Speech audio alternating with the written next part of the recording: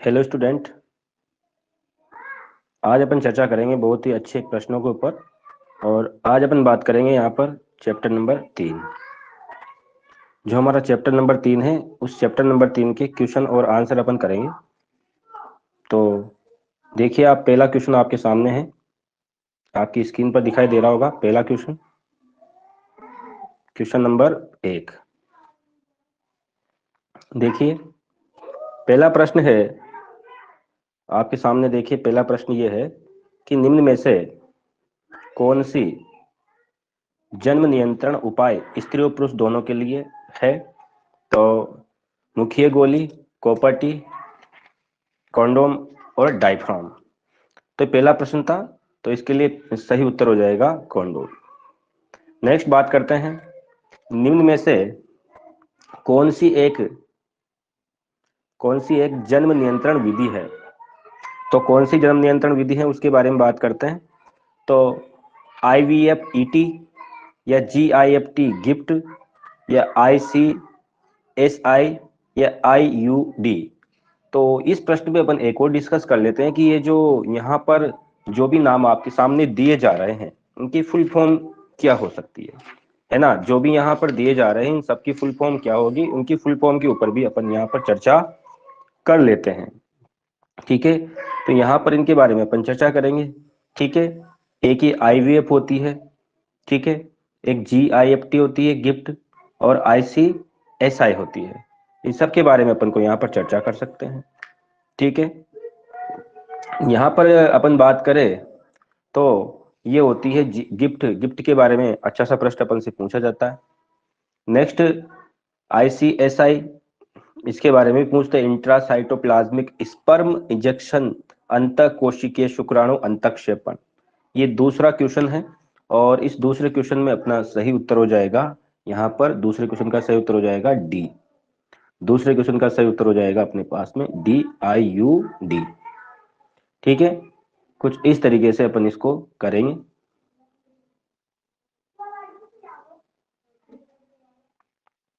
Next बात करते हैं, एमनियोसेंटेसिस में विश्लेषण किया जाता है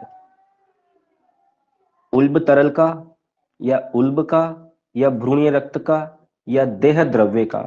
तो जो तीसरा क्वेश्चन है, उस तीसरे क्वेश्चन में अपने सामने उत्तर हो जाएगा ए, उल्ब तरल का विश्लेषण किया जाता है। नेक्स्ट प्रश्न आगे बढ़ते हैं, क्वेश्चन नंबर 4। क्वेश्चन नंबर 4 क्या कहता है? क्वेश्चन नंबर 4 के बारे में बात करते हैं।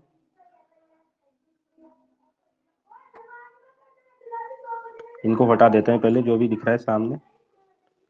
क्वेश्चन नंबर 4 क्या कहता है? देखिए, निम्नलिखित गर्भ निरोधक उपायों में कौन सी सर्वाधिक विश्वसनीय है? कंडोम, शुक्राणुनाशक, वेसेक्टोमी, या आंतरिक मैथुन। तो चौथे क्वेश्चन का आंसर हो जाएगा, जो सर्वाधिक विश्वसनीय है वो है वेसेक्टोमी। क्वेश्चन नंबर, नेक्स्ट बात करते हैं, क्वेश्चन नंबर 5। पुरुषों के लिए स्थायी गर्भ नियंत्रण उपाय है ट्यूबेक्टोमी, डायफ्राम, वेसेक्टोमी, या इनमें से कोई नहीं। तो इसका आंसर हो जाएगा वेसेक्टोमी। नेक्स्ट बात करते हैं अपन यहां पर, क्वेश्चन नंबर 6। संतति निग्रह बर्थ कंट्रोल के लिए एक वेद विधि है, नीट 2013 का क्वेश्चन है।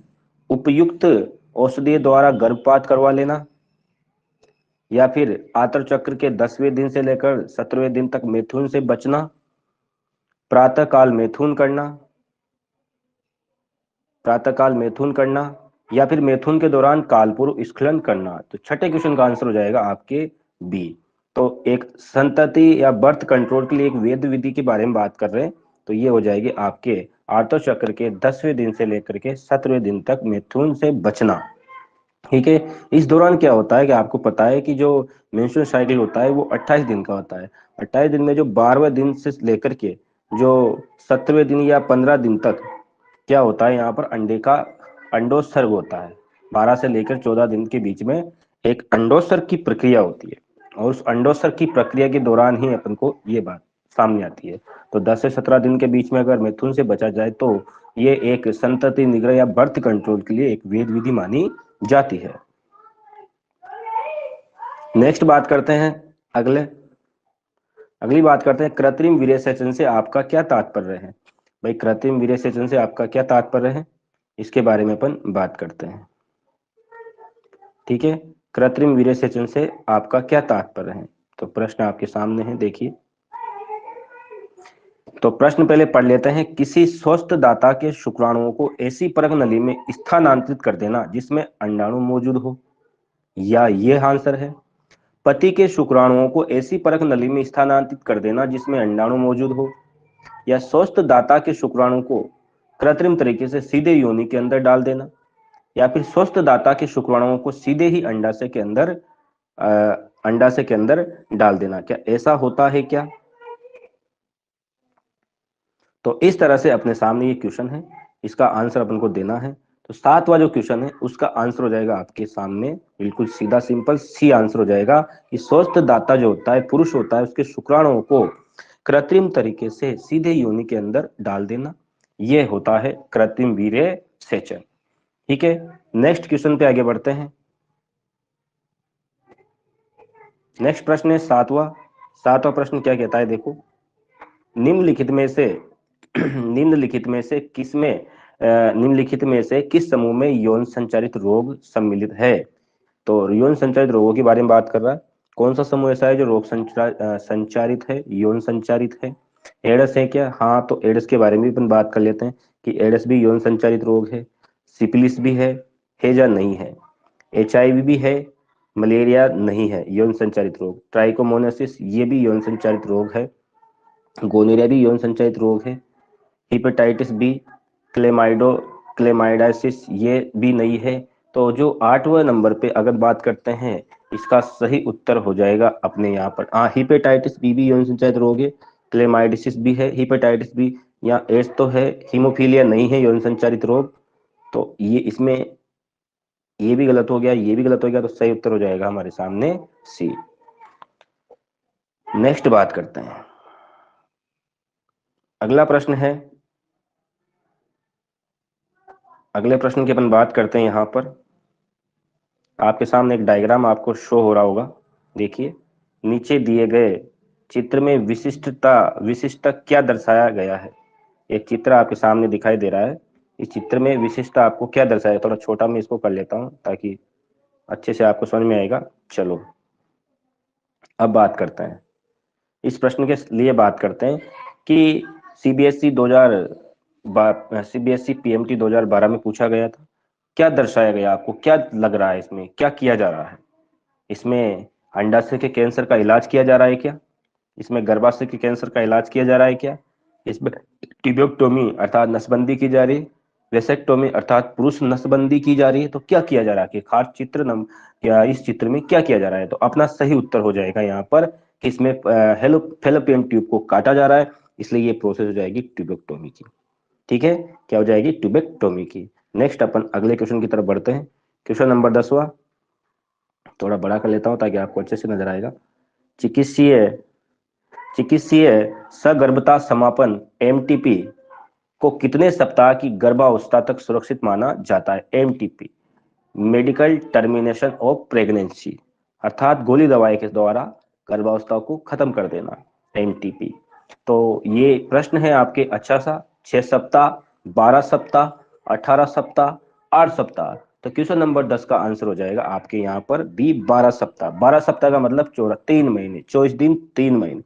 इस प्रकार से लगभग अपन याद रखेंगे। 12 सप्ताह का मतलब 12 सत्ते 84, 84 डेज, यानी लगभग 3 महीने तक हम MTP का यूज कर सकते हैं, उसके बाद हम MTP का यूज नहीं कर सकते। अगला क्वेश्चन है अपने सामने, अगले क्वेश्चन की बात करते हैं। एमनियोसेंटेसिस वह विधि है जिससे पहचानते हैं हृदय का कोई रोग पहचानते हैं क्या, या फिर भ्रूण का आनुवांशिक रोग पहचानते हैं क्या, या मस्तिष्क का कोई रोग पहचानते हैं, या फिर उपरोक्त सभी। एमनियोसेंटेसिस क्या है आखिरकार? एमनियोसेंटेसिस के द्वारा भ्रूण में जो आनुवांशिक रोग होते हैं उनके बारे में पता लगाया जाता है। इसके द्वारा हृदय रोग का पता नहीं लगाते, इसके द्वारा मस्तिष्क के कोई रोग का पता नहीं लगाते हैं। ठीक है, नेक्स्ट बात करते हैं आगे अपन। क्वेश्चन नंबर 12, सहेली क्या है? सहेली है, सहेली के बारे में बात कर रहे हैं। महिलाओं के मुख्य गर्भ निरोधक गोली, महिलाओं के लिए डायफ्राम, या महिलाओं के लिए बंदेकरण की शल्य विधि, या पुरुषों द्वारा प्रयोग किया जाने वाला डायफ्राम। तो आखिरकार ये है क्या, सहेली क्या है आखिरकार? कि क्वेश्चन नंबर 12 का आंसर हो जाएगा सहेली। महिलाओं के लिए एक मुख्य गर्भ निरोधक गोली है। ठीक है, तो अपना उत्तर हो जाएगा यहाँ पर ये। ठीक है, अगले क्वेश्चन की तरफ बढ़ते हैं। अगला क्वेश्चन की तरफ बढ़ते हैं। निम्नलिखित में से कौन सी गर्भ निरोधक विधि नहीं है? एक गर्भ निरोधक विधि नहीं है भाई, इसके बारे में बात करने। कंडोम नहीं है क्या? है। ऑक्सीटोसिन व वेसोप्रेसिन, हार्मोनल गोलियां, ये लिपास लूप या ट्यूबोक्टोमी। तो कौन सी गर्भ निरोधक विधि नहीं है? तो 13 का आंसर हो जाएगा बी। यहाँ पर ऑक्सीटोसिन और वेसोप्रेसिन हार्मोनल गोलियां ये क्या करती है? प्रेगनेंसी को बढ़ाती है, गर्भ धारण को बढ़ाती है। ये गर्भ निरोधक गोलियां नहीं है। नेक्स्ट बात करते हैं क्वेश्चन नंबर 14। भारत में परिवार नियोजन कार्यक्रम शुरू किया गया था। भारत में परिवार नियोजन कार्यक्रम कब शुरू किया गया था? तो क्वेश्चन नंबर 14 का आंसर अपन पढ़ते हैं। 14 का आंसर हो जाएगा अपने ए। 14 का आंसर हो जाएगा ए। यहाँ पर 1951 में परिवार नियोजन कार्यक्रम की शुरुआत की गई थी। नेक्स्ट है CDRI, लखनऊ द्वारा विकसित गर्भ निरोधक है। लखनऊ के द्वारा एक गर्भ निरोधक बनाया गया था, वो कौन सा था भाई? उसके बारे में अपन बात करते हैं। CDRI लखनऊ के द्वारा विकसित गर्भ निरोधक है। कॉपर टी, सहेली, शुक्राणुनाशक क्रीम, या उपरोक्त सभी। तो 15 का आंसर हो जाएगा बी। सहेली नाम की जो गोली है ये बनाई गई थी भाई। ठीक है, नेक्स्ट अपन बात करते हैं, आगे बढ़ते हैं अगले क्वेश्चंस की तरफ। अगले 7 क्वेश्चंस और हमारे सामने हैं, उन 7 क्वेश्चंस के बारे में भी हम चर्चा करते हैं। वो 7 क्वेश्चन कौन से हैं, ये भी आपके पेपर में बहुत अच्छे मार्क्स आपको दिला सकते हैं। देखो, सहायक जनन प्रौद्योगिकी वह तकनीक जिसमें एक शुक्राणु का सीधे अंतःक्षेपित इंजेक्ट कर दिया जाता है। यानी सहायक जनन प्रौद्योगिकी की कोई ऐसी विधि बताओ आप लोग, जिसमें एक शुक्राणु को सीधे ही अंडाणु में अंतःक्षेपित कर दिया जाता है। तो इसका सही उत्तर हो जाएगा अपने पास ICSI। इसका सही उत्तर क्या हो जाएगा? ICSI। ICSI का मतलब क्या होता है? इसमें अपन क्या करते हैं, इस तकनीक के अंतर्गत बंदे पुरुष के एक शुक्राणु को अंड कोशिका में इंजेक्ट कर दिया जाता है। ये जो टेक्निक है, इस टेक्निक के अंदर जो शुक्राणु को सीधे अंडाणु के अंदर क्या कर दिया जाता है, यहाँ पर सीधा का सीधा उसको इंजेक्ट कर दिया जाता है। ये अपना प्रश्न था भाई। नेक्स्ट अपन बात करते हैं आगे, आगे बढ़ते हैं। नेक्स्ट, किसी समष्टि में बढ़ी हुई शिशु मृत्यु दर IMR व घटी मात्र मृत्यु दर MMR इसे कैसे प्रभावित करेगी? वृद्धि दर में तीव्र बढ़ोतरी करेगी, वृद्धि दर में कमी लाएगी, वृद्धि दर में उल्लेखनीय परिवर्तन नहीं लाएगी, या जनसंख्या विस्फोट का कारण बनेगी? तो क्या याद रखना, बढ़ी हुई शिशु मृत्यु दर, शिशु की मृत्यु दर बढ़ रही है अर्थात शिशु जन्म, और घटी हुई मात्र मृत्यु दर, घटी हुई मात्र मृत्यु दर अर्थात माता की जो होती है उसकी मृत्यु भी नहीं हो रही है, और शिशु जो है